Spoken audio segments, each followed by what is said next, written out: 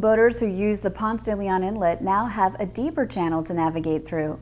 Reporter Joanne Magley has more on the recent dredging project by the U.S. Army Corps of Engineers in this week's Volusia Here and Now report.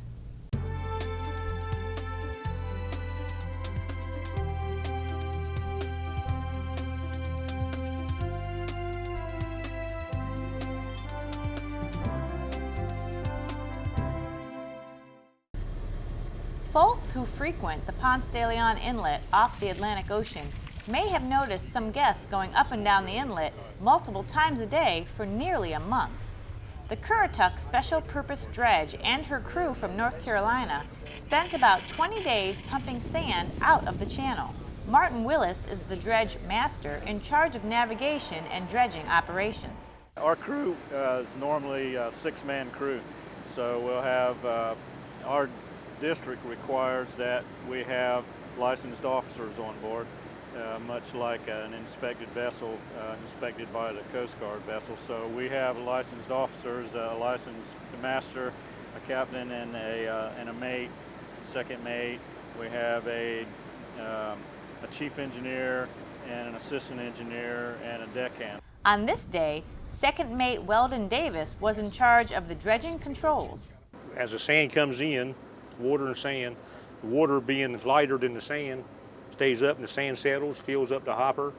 Water runs off through the discharges, very clear water. We do tests twice a day on turbidity, make sure there's no pollution, no silt going and bothering any marine life. And then we fill her on up till she gets full. This special purpose dredge sucks up 300 cubic yards of sand 10 times a day, then takes it out about a mile south of the inlet into the Atlantic Ocean. The Currituck was built in 1974 as a self-propelled split-hull barge and began her career working tandem with a side-casting dredge. After the side-casting dredge filled the Currituck, she ran to the near shore and opened her hull to deposit the material, then repeated the cycle.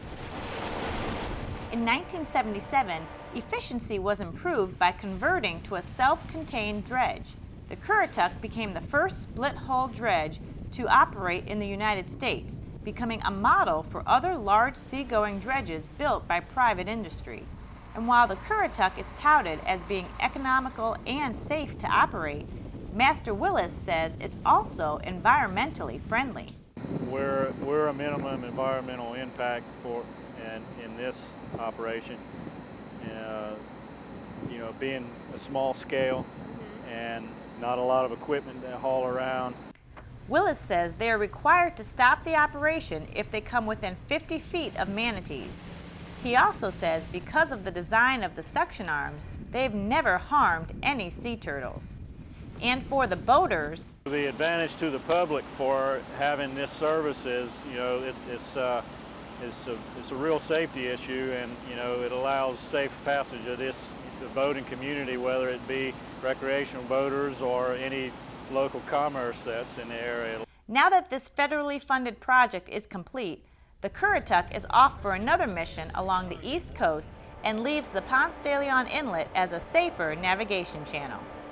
For Volusia Here and Now, I'm Joanne Magley.